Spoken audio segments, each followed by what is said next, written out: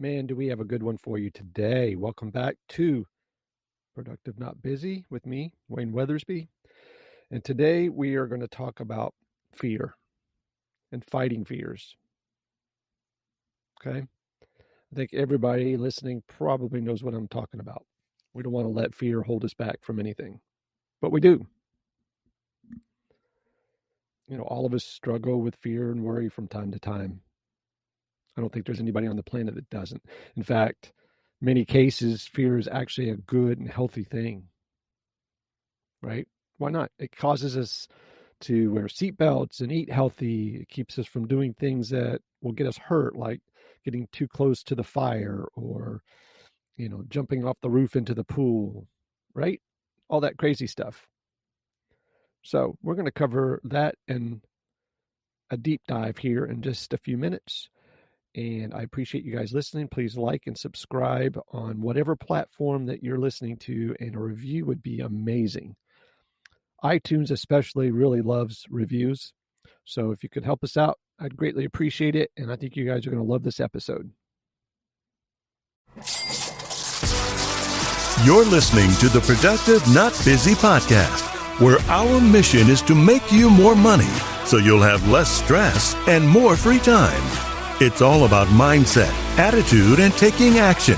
And your host, Wayne Weathersby, knows how to make that happen. He's negotiated and closed over $150 million in contracts while building businesses with proven success strategies that he wants to share with you. So if you're ready to make some real money, then let's get to it. Here's Coach Wayne.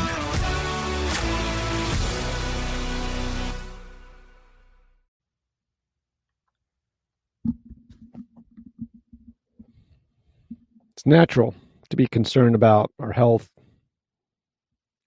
What else? Our bank accounts, job status, children, marriage, all the good stuff that pops into our heads during the day. When something threatens one of those things, though, right, we take notice. We work hard to protect ourselves and the people we love. In some ways, fear is both a natural and helpful part of what it means for us to be like a human being, correct? But here's the thing. If fear gets out of control, it can take over and prevent us from freaking enjoying anything in life. When we're consumed by the fear, we can't be present for other things or do things that we love. Being overwhelmed, fear affects our health, saps our strength, makes it difficult to concentrate, and robs us of sleep. Sleep is one of the most important things in our world. It also keeps us from taking any risks. If we're afraid, we won't start a new business. We won't write a book. We won't initiate a relationship or tell somebody how much we care about them. We'll constantly play it safe, always trying to insulate ourselves from any negative consequences, okay? When we play it safe, we don't grow. We stagnate. We miss out on great freaking opportunities. We can't run from fear or rely on hope, right? Simply hope it goes away. There will always be something to worry about. No doubt about that. I'm not saying that you're going to go worry free, but if we're going to be successfully able to navigate the often difficult world that we live in that changes by the moment, right? We need effective strategies for coping with worry and fear. We got to be able to deal with our anxieties, right? Especially from a health standpoint and a productive standpoint. I deal with this a lot. Pretty confident, pretty equipped. And, sometimes I walk around worried about stuff I don't need to worry about, fear that something's going to happen. Okay. Reading a book right now, and Franklin Roosevelt said, the only thing we have to fear is fear itself, right? That's really super popular. You hear it in songs and movies. And while this isn't 100% true, there are real things to be afraid of. His point kind of makes sense. Fear holds us back from living to our fullest. We must learn how to overcome that so that we can move forward with the things that we desire, right? You might be, you might work with your absolute most perfect partner in life, right? But you're scared to death to tell them that. Well, you're going to live in fear for a long time unless you just say it. Get it out and take whatever the consequences that come along with that. In this episode, you're going to discover some of the stuff that, some of the highest achieving people in the world use as strategies for facing and overcoming fears, including myself, dealing with some health issues that, you know, are no joke, stuff that you should be scared of. But you can't live in fear, and you've got to move forward. You'll learn effective, you know, healthy strategies, I guess, for handling worry and anxiety. Your fears won't just vanish, I promise, but you'll be equipped to face them and deal with them. And I think it's a good time for us to dive into that because I live this on a daily basis. And I've gotten really good at it with some help and some studying. So, I think what we'll do is we're going to start with my trusty notepad here and my highlights that I write down. And this is how I put these episodes together, right? So I wanted to do an episode about what I feel when I, get my health issue taken care of, and what that fear feels like when you go into the doctor's office and you know you're scared about what they're going to say or what the results were or what have you. So I live this, and it makes sense, and I've learned to not let it grip me, and I'm going to share some of that stuff with you. So basically, fear is basically a biological response. Okay, it's like an internal gut feeling, I guess you could call it. And I want to break that down a little bit. So, I wanted to know what I was feeling. So I did some research, and this is what I came up with, and I hope it's helpful for you guys. So, fear is a biological response. Okay. So let me say that when you're afraid, your body goes into this like fight or flight mode. My heart rate goes up, adrenaline goes up, your brain starts to race. You start coming to conclusions that aren't there yet, and you may start to sweat, let's say. All these things together create an emotion of fear. So for an internal or external stimulus, fear can arise from within or without. Thinking about losing your job, that's an internal stimulus that causes fear. Coming face to face with a grizzly bear, well, that's an external stimulus and also causes fear. So when you're dealing with your struggles, it's important to understand the source of your fear. Is it arising internally or coming at you externally? It's important. And what you'll probably discover is that most of your fears are internally created. Very, very rarely will you find yourself in an actual life or death situation. Most of the time, you're afraid because of what you think will happen rather than what is actually happening. So, to put that another way, the majority of our fears simply aren't connected to reality. What you feel is real, but the circumstances that you're imagining are not. This is the fundamental truth, is that most fear is response to an imagined reality, I guess, or something that hasn't happened yet. So, for example, let's say you find a strange lump in your neck. Immediately you feared the worst, right? Thinking you're going to die of cancer or you've got a tumor. But are you actually sick? Well, you won't know until you see the doctor. But you're afraid. You're scared, right? You're worrying. That's fear. You're worried and in fear of what the response to your imagination is. Right? My doctor's got a great saying on his wall, and it's from Mark Twain. It says, "I've had a lot of worries in my life, most of which never happened." So when you understand the true nature of what fear is, it becomes easier to overcome. You're able to closely examine your anxiety and determine if there's any substance to it. Some of your worries may have merit now, but you'll discover that most of them don't. And even the ones that do have merit probably aren't really as bad as you thought they were. So this is something that I've worked on. This is you got to change your biology.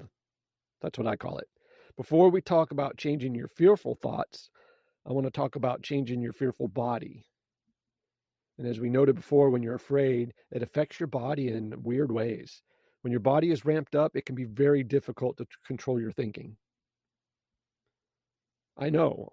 I'm telling you guys this from personal experience. This is one of the most effective ways to deal with fear is to take control of your body. When you dispel the physical side of it, it becomes easier to dispel the mental side.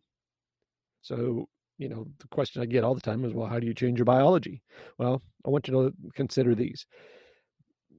First thing is to exercise, believe it or not. Working out is like a natural anti-anxiety drug. When you work out, your body releases what they call endorphins, which makes you feel good. Tightens, the tightness in your chest goes away, your mind slows down, you have more clarity. If you're feeling worried, go for like a freaking brisk walk or even a run if you can, or hit your home gym or Planet Fitness or whatever. Next, the Navy SEALs are really good at this.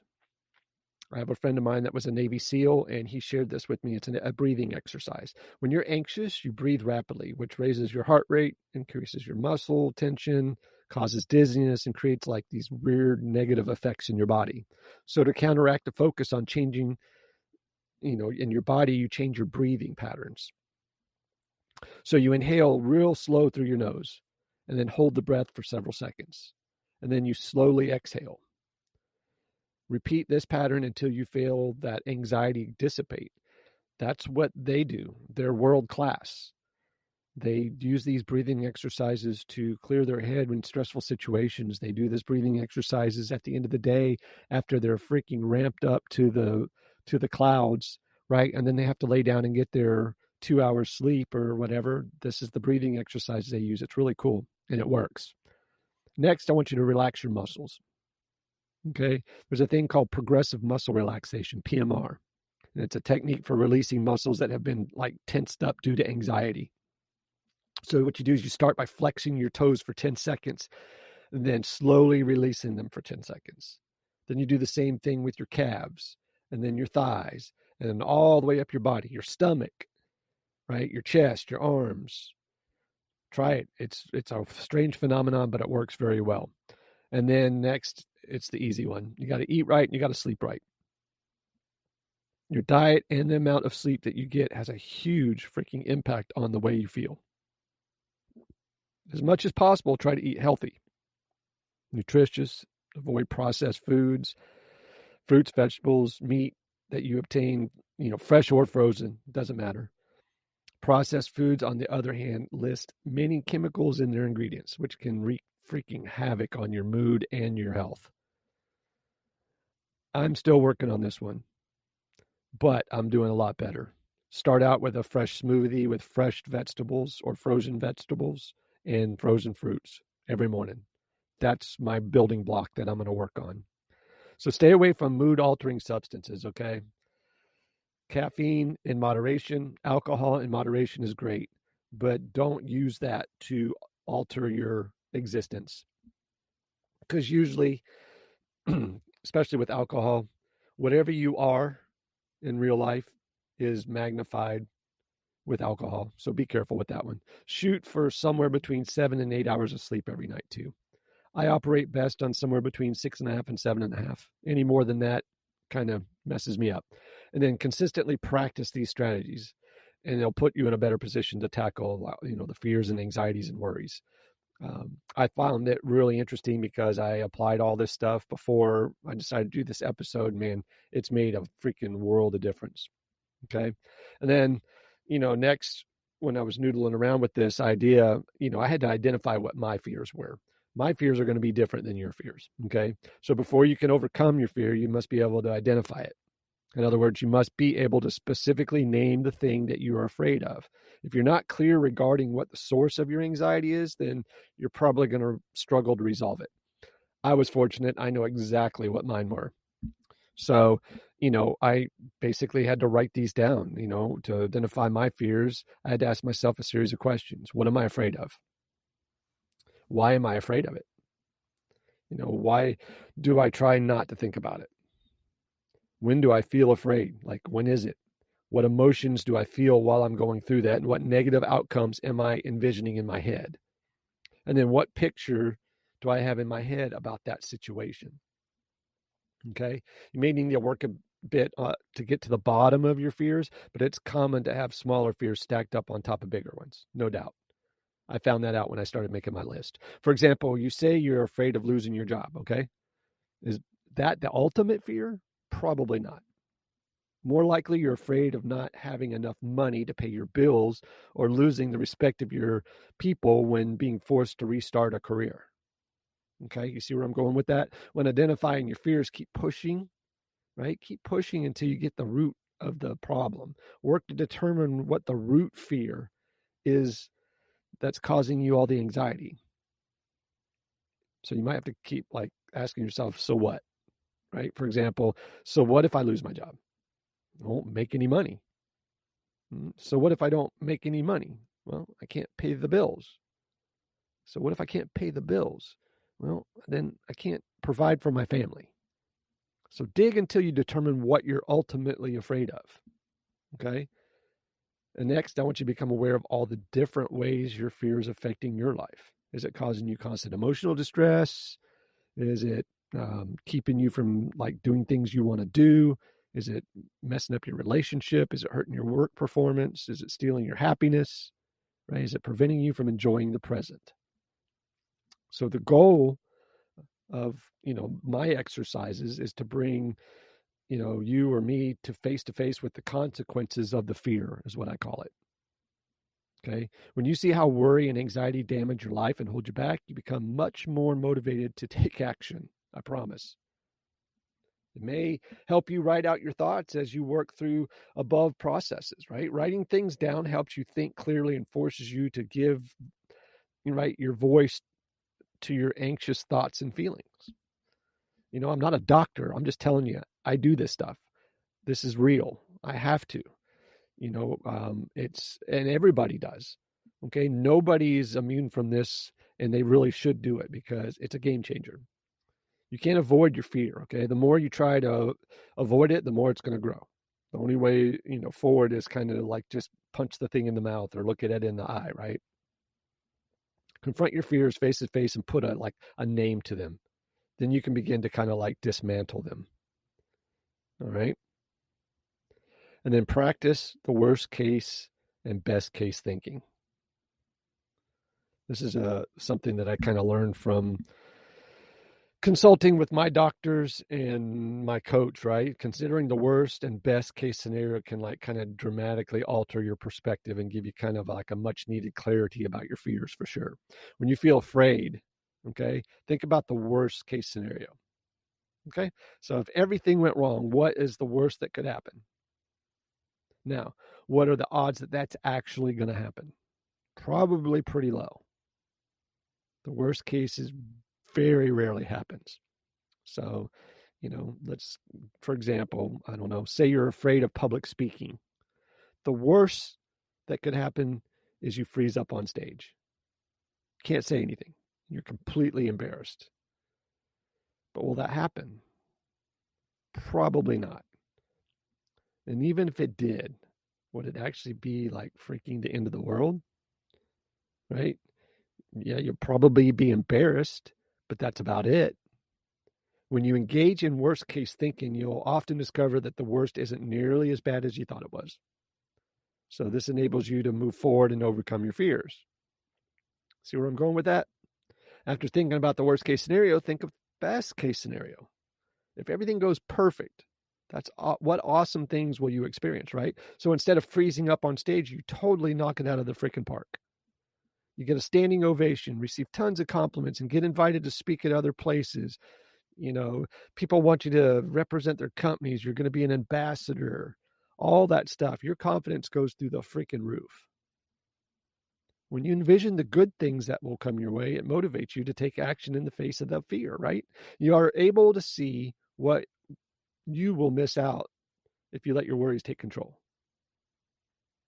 Will everything go perfect? Probably not. But the reality is that things don't have to go perfect for you to reap benefits. Just take the action. Okay, so hear me out though. To be clear, there may be times when the worst case scenario is like freaking really bad, like with a cancer diagnosis. I know. In these scenarios, it can be especially helpful to think about the best case. Okay, if things go well, you'll still have many years of life to enjoy with your family and your friends. Focus on this can give you strength and that you need to keep going forward. So that's why, I want you to focus on what you can control. How much time and energy do you spend worrying about things you can't control? If you're like me, most people probably not. After all, a huge portion of our life is out of our control. And if you focus on those things, you're screwed. You'll be constantly worried. You'll be a basket case, right? So for the most part, you can't control the actions and responses of others. Local and global events, traffic, weather, what other people think, how old you're getting, you're aging, whatever. What people's opinions of you are, the past, the inevitable death of a family member or yourself. There's a shit ton of stuff to be worried about, right? But worrying about things you can't control is a freaking waste of time. It literally will not change a thing. And that's worse. It can divert your focus from the things that you can actually control. So when you fear things outside of your control, you have less energy to use the things where you can make a difference. Okay? So what can you control? Well, I made a list.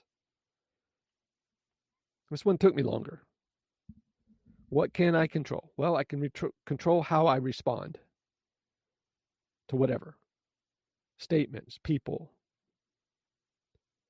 what I think about, the ways I treat other people, the information I consume, how I treat my own body, how I talk to myself in my head, right?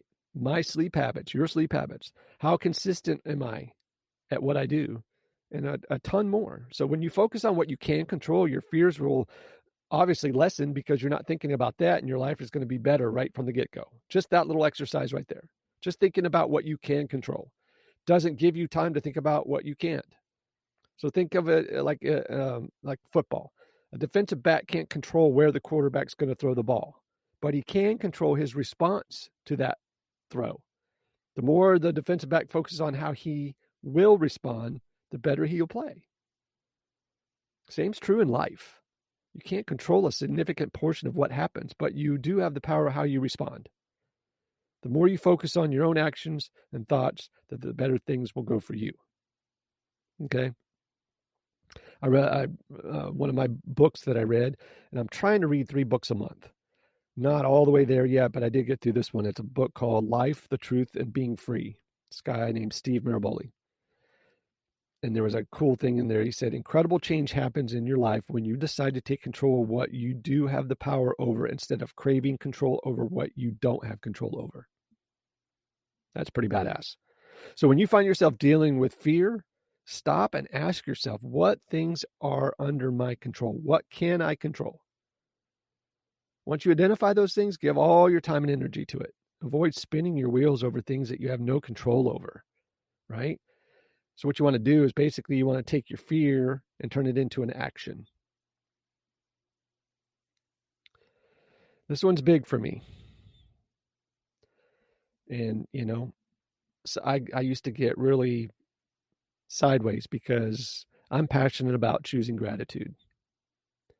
And when I choose gratitude and it's not received well, or it doesn't seem like it matters, that was a fear. That was a worry and an anxiety for me that I had to let go of and just be grateful and show gratitude. And if it's reciprocated, great. If they act like they don't care, no worries. But I did it and it made me feel better. So fear is almost always rooted in like a scarcity mentality. So in other words, you're afraid that you won't have something you want or desire. Okay. Lots of things, right? You're going to lack love, respect, money, health, possessions, or someone else, right? You thought you had that person, and then you find out you don't. And how you respond to that is pretty important. So all of these are really good things, and it's not wrong to desire them, but it's easy to become fixated or obsessed on them, and then you become fearful of not having them. And when it comes true, that's the big step. How do you respond to it? Gratitude completely shifts your perspective, fixing your eyes on things that you already have. It's hard to for gratitude and fear to coexist. They're like oil and water, if you ask me. Okay. Some of the cancer stuff that I've studied showed that those who intentionally practice gratitude were much less likely to experience anxiety. So when you feel fear beginning to, pop up in you, embrace gratitude. Look for ways to be grateful for what are specifically related to your anxiety. Are you worried about a medical condition? In my case, yes. Express gratefulness for the healthcare people that's available to you. Are you concerned about losing your job? Well, express gratitude for the chance to find something even better than what you're already doing. Okay.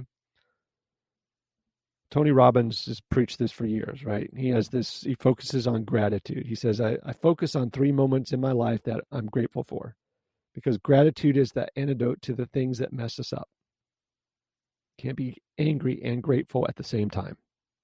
Can't be fearful and grateful at the same time. So gratitude is the solution to both anger and fear.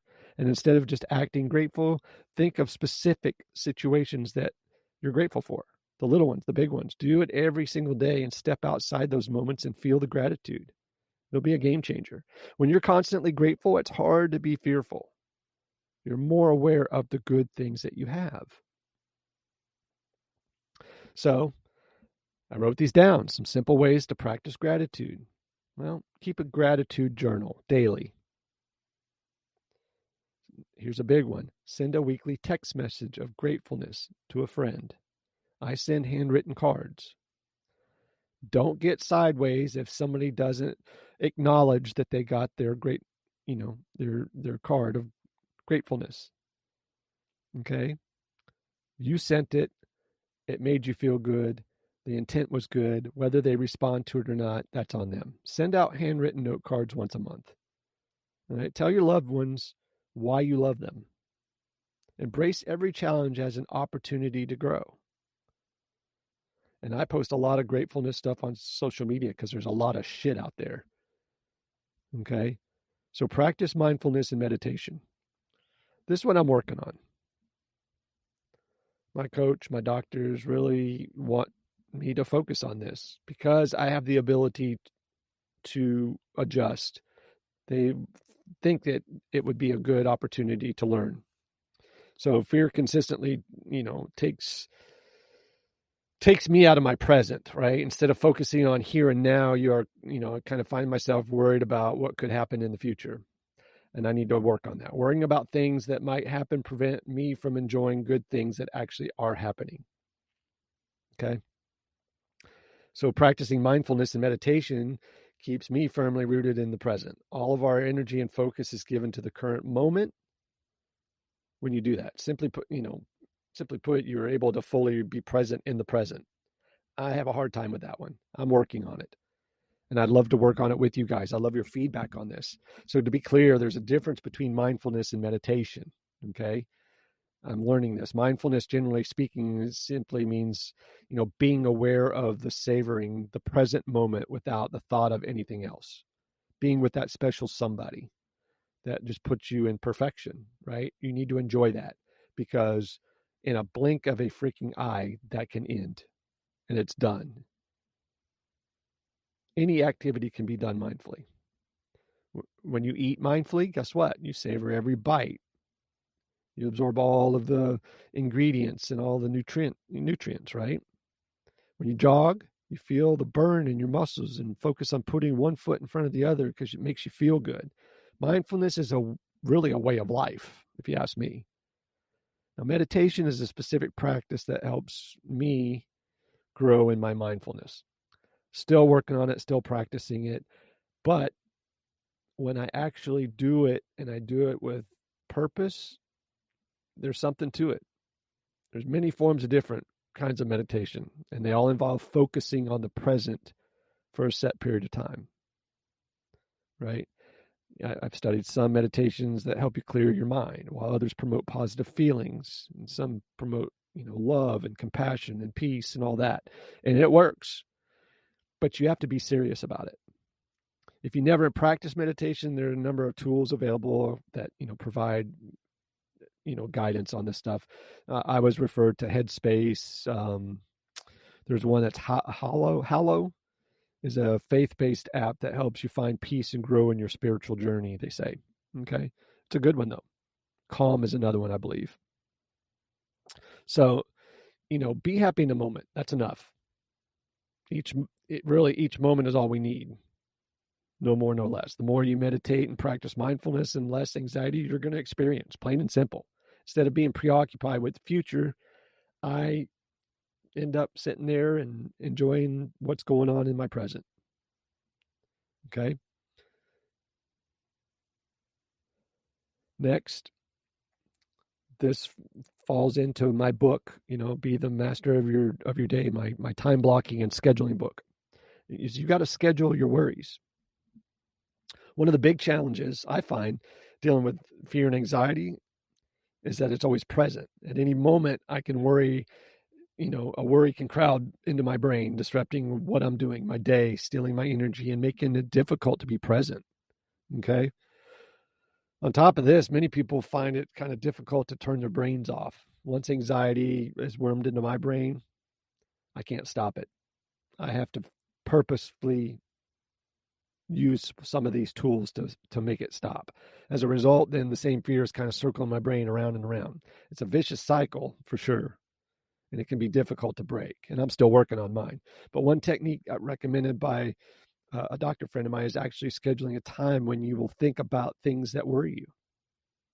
There's a novel idea, right? So it works like this. You set aside like 15 to 30 minutes a day. During that time, write down everything that worries you. You don't have to create solutions, just need to get things down on paper. You start to worry about something at any point in the day, just tell yourself that you will think about it during your worry time. Okay. So in the beginning, you may find it like challenging to put off your worries. Okay. But over time, it will become easier, and your control over your mind will increase. And then you'll just find that it's less difficult to clamp down on your brain.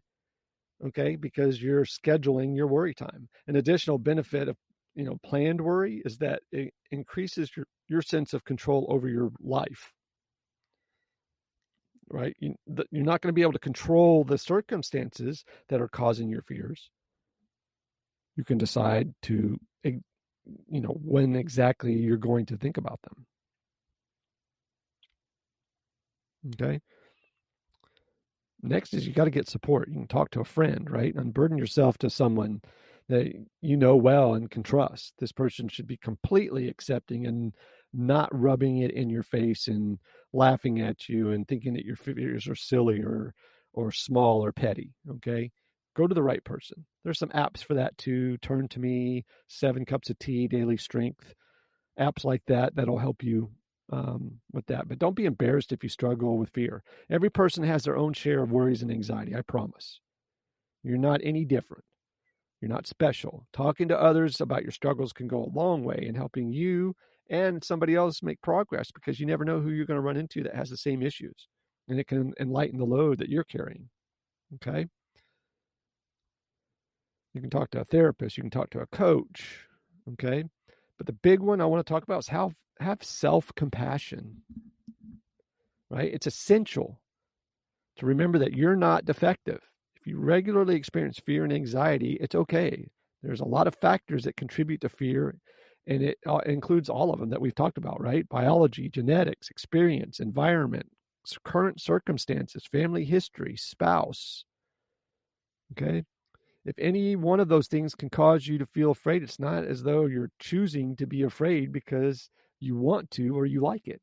It happens, right? In light of this, be compassionate towards other people as well. Don't try to deny the existence of your fears or act like you have it all together, right? Accept and love yourself, fears and all, warts and all, right? I call this the social media effect. Don't be posting if to me, it's